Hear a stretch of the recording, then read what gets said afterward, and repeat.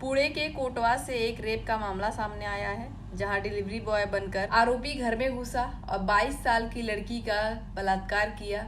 लड़की बेहोश हो गई तो उसने पीड़िता के मोबाइल से ही सेल्फी खींची और ऐसी बात लिखी जिससे कहा जा रहा है कि उसने लिखा कि आरोपी फिर से आएगा। मीडिया रिपोर्ट्स के मुताबिक यह मामला बुधवार 2 जुलाई शाम 7:30 बजे का है। पुलिस ने बताया कि कोंडवा में एक सोसाइटी है जहां पे एक घर है जहां पे पीड़िता अकेली थी।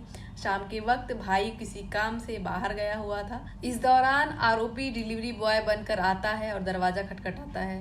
लड़की दरवाजा खोलती है और बताती है कि उसका कोई कुरियर जो है नहीं आया है और उसको कुरियर आने से पहले उसके पास कॉल आता है। तब उसका डिलीवरी बॉय जो है उसके गेट पर आता है डिलीवरी करने के लिए। तो डिलीवरी बॉय ने बताया कि वह बैंक से आया है और कुछ बैंक के कागजात हैं जिस पे उसे साइन करवाने हैं। तो लड़की साइन करने के लिए पेन मांगती है। डिलीवरी बॉय बोलता है कि उसके पास पेन नहीं है। तो लड़की पेन लेने के लिए जो अपने बेडरूम में जाती है, वो भी उसके पीछे से अंदर घुस जाता है और घर का मेन दरवाजा जो है उसको बंद कर देता है। उसके बाद पीड़िता के साथ रेप करता है। शुरुआती जांच में पता चला है और पुलिस ने बताया है कि पीड़िता पर घर में घुसते ही उस पर स्प्रे मारा गया था, जिसकी वजह से वो बेहोश हो गई थी।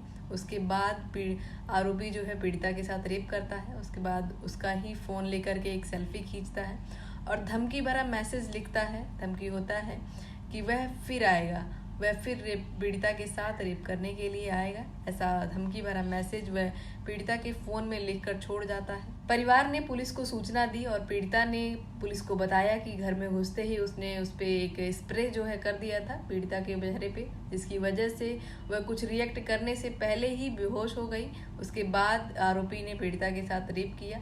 जब वो बेहोश होकर उठी और तब तक आरोपी वहां से जा चुका था, उसने अपना फ़ोन देखा तो अपनी हालत देखकर फ़ोन चेक किया तो उसे दिखा कि उसमें एक धमकी भरा मैसेज लिखा था कि मैं फिर आऊँगा, मैं फिर पीड़िता के साथ रेप करने के लिए आऊँगा। ऐसा धमकी भरा मैसेज उसने लिखा था। शिकायत मिलने पर पुलिस की फॉरेंसिक टीम वहां पर पहुंची और जांच शुरू कर दी। जोन के डीसीपी राजकुमार सिंधे ने बताया स्टेशन में भारतीय न्याय संहिता की धाराएं 66, 67 के तहत अपराध रजिस्टर हुआ है। तहकीकात चालू है। 10 टीमें काम में लगी हुई है। कल 7:30 के दरमियान निर्भया के घर पे पार्सल देने के लिए एक व्यक्ति आया था। उसने बोला कि ये बैंक से आपके लिए एनवलप आया है, मेरे पास पेन नहीं है, आप पेन लेके मुझे रिसीप्ट दीजिए। जैसे ही वो पेन लेने के लिए मुड़ गई, तुरंत आरोपी ने डोर क्लोज किया और निर्भया के साथ अत्याचार किया। जब वो 8:30 के दरमियान कॉन्शियस हो गई तो उन्होंने सब सिचुएशन वगैरह देख के उनके मेंटर को फ़ोन किया और पुलिस स्टेशन में रिपोर्ट दर्ज करी। घटना के बाद पुलिस ने घटनास्थल का पंचनामा किया, जहां पे investigation car, dog squad, forensic experts इन्होंने विजिट किया।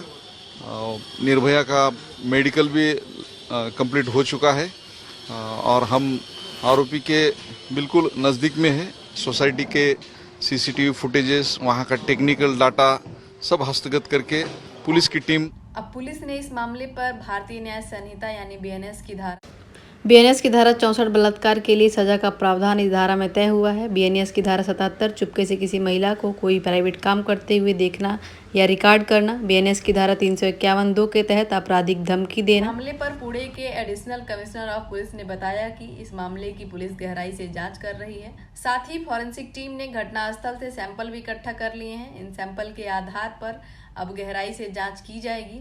साथ ही पुलिस ने वहां के सीसीटीवी फुटेज और आसपास रह रहे लोगों से भी पूछताछ की है और इस घटना की गहराई से जांच की जा रही है। वहीं महाराष्ट्र के गृह राज्य मंत्री योगेश कदम ने भी बयान दिया है। उन्होंने कहा कि आरोपी को जल्द पकड़ लिया जाएगा। आइए देखते हैं कि उन्होंने क्या कहा। जो भी घटना घड़ी है उसमें जो भी व्यक्ति इन्वॉल्व थी, वो सीसीटीवी फुटेज कुछ हमने अपने कब्जे में लिए हैं। कुछ सीसीटीवी फुटेज हम सोसाइटी के बाहर के जो सीसीटीवी फुटेजेस है उसको कब्जे में लेने का काम चालू है। जल्द ही जो भी इसमें गुनहगार है उस केस से जुड़े आगे के अपडेट हम आपको बताते रहेंगे। लेकिन आपसे मेरा एक सवाल है कि क्या लड़कियां अब अपने घरों में भी सुरक्षित नहीं हैं? बाहर जाती हैं तो उन्हें लड़के घूरते हैं, हॉस्पिटल जाती हैं तब भी उनका रेप कर दिया जाता है, जैसा कि पश्चिम बंगाल में पाया गया था, कोलकाता में जब ट्रेनी डॉक्टर का रेप किया गया था। इसके बाद लड़की 8 साल की लड़की भी सेफ नहीं है, 2.5 साल की बच्ची भी सेफ नहीं है, लड़कियां अपने घर में बंद कमरों में भी सेफ नहीं है, उनके घर में दिन दहाड़े घुसकर उनका बलात्कार किया जा रहा है, उनका रेप किया जा रहा है। इस घटना पर आपकी क्या राय है, हमें कमेंट बॉक्स में जरूर बताएं।